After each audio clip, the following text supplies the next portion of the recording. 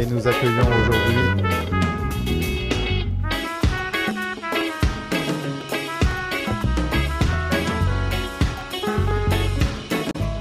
le CDG, le centre de gestion donc, de la fonction publique, il y en a un par département et ils sont depuis 7-8 ans coordonnés régionalement. Donc le CDG 31, par exemple, coordonne les 13 CDG de la nouvelle région Occitanie. Voilà. Donc notre rôle, c'est le conseil RH, la gestion et le conseil RH auprès des élus, au sens très large du terme. C'est-à-dire que nous intervenons sur la gestion des dossiers carrières, sur l'organisation de toutes les instances consultatives et paritaires, CAP, comité technique, conseil de discipline, instances de recours, toutes les instances médicales, commission de réforme et comité médical par exemple, donc toute cette partie gestion. Et ensuite nous avons un certain nombre de services associés, RH au sens large, qui vont du conseil en organisation, donc là on fait du sur-mesure à la demande des collectivités, jusqu'au suivi médical, la prévention, voilà un certain nombre de services qui interagissent en transversalité sur tout ce qui est gestion RH dans les collectivités. Nous avons, par le biais de la coordination, une obligation légale qui est de gérer un observatoire de l'emploi et des données sociales. À travers cet observatoire, nous avons un certain nombre donc, de chiffres que nous recueillons par les bilans sociaux et autres enquêtes, le rapport annuel sur la santé, sécurité, conditions de travail. Je vous parlais à l'instant du travail dans les instances et dans les instances médicales. Et nous avons tout notre travail de consultance, notre travail de terrain au quotidien, qui nous amène sur le bureau, enfin, dans l'établissement, un certain nombre de problématiques. Et effectivement, aujourd'hui, le gros problème, c'est l'emploi sain et durable dans les collectivités. C'est-à-dire qu'on se retrouve dans des situations où des gens se retrouvent à 48 ans.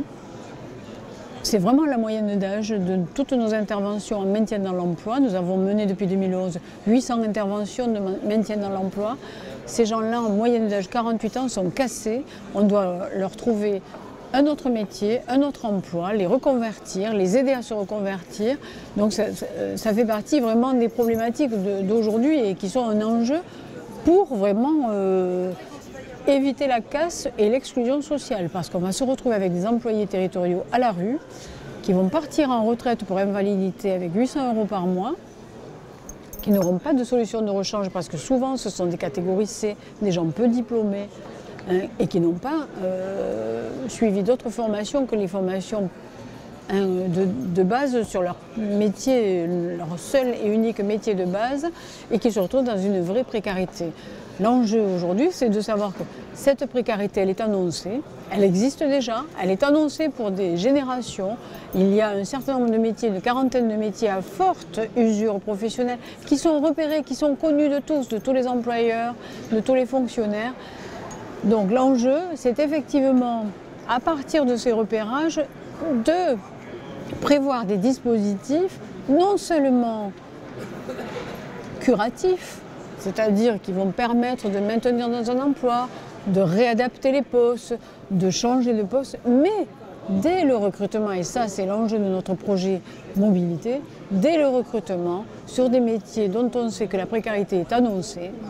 Un exemple, un ripper est cassé au bout de 8 ans. Ça c'est l'exemple, c'est un chiffre qui vient du Fonds national de prévention, qui est connu, c'est la moyenne nationale. Alors évidemment, avec des différences qui sont toujours les différences en matière de santé au travail, qui ont trait à l'individualité. On n'a pas tous la même santé, mais on sait que la moyenne c'est 8 ans. On sait donc, lorsqu'on recrute un ripper, qu'il ne pourra pas, au-delà de 8-10 ans, faire ce métier-là.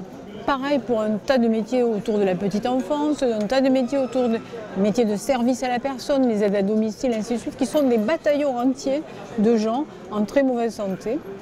Donc nous, notre enjeu, notre boulot, c'est aussi de proposer des dispositifs qui permettent, dès le recrutement, d'envisager des parcours professionnels différenciés et une carrière professionnelle sur différents métiers, plus ou moins proches du métier choisi à la base, choisi ou quelquefois choisi par défaut aussi d'ailleurs à la base. En effet, si on ne prend pas en compte les problématiques, si on n'anticipe pas ces problématiques, effectivement, on va se retrouver avec un service public de plus en plus pauvre, avec des missions de service public qui ne seront plus correctement rendues aux administrés. Or, évidemment, on est dans un double mouvement de restriction des moyens dans les collectivités, des moyens financiers, nous le savons, mais également un mouvement d'exigence croissante de tous les administrés. Ils veulent des administrations qui marchent, des services qui marchent, des employés en bonne forme,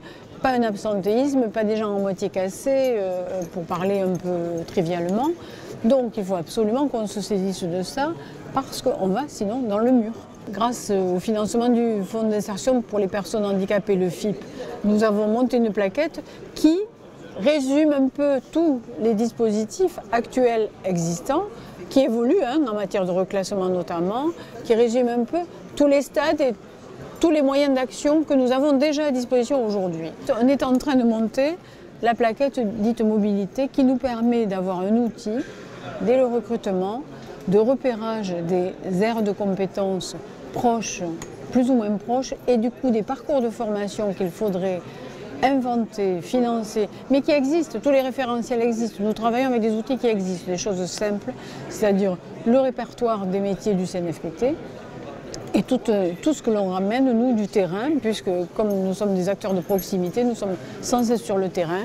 Toutes nos 15 médecins, nos consultants en prévention nous ramènent un tas de situations très concrètes. Et nous travaillons notamment avec l'université Jean Jaurès, avec un master d'ergonomie, sur le suivi particulier de certains métiers. Exemple, les aides à domicile. Exemple, les agents d'animation. Exemple, les rippers, exemple, les infirmières, vous voyez, des métiers sur lesquels nous essayons de travailler pour voir comment on pourrait faire évoluer ces gens pour qu'ils puissent garder un emploi durable et dans de bonnes conditions de santé.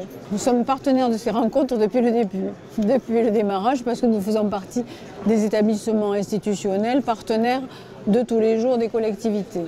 Voilà, établissement public administratif, partenaire de tous les jours. Nous avons actionné de nombreux partenariats avec de nombreuses personnes qui sont ici, à commencer par le syndicat des DG, puisque nous travaillons avec eux, effectivement, à poursuivre par le CNFPT, quand nous travaillons sur des métiers en tension, sur des besoins de certains métiers pour nos missions de remplacement, c'est-à-dire l'intérim dans les collectivités territoriales, ça se fait grâce au CDG.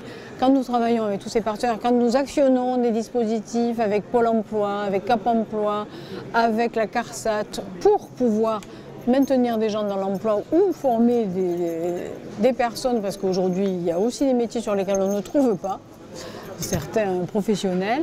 Donc nous travaillons avec tous ces professionnels. Pour nous c'est une évidence que d'être ici, d'autant que le CDG 31 est tout à fait sur ce territoire. Nous sommes à quelques centaines de mètres de Diagora. Voilà.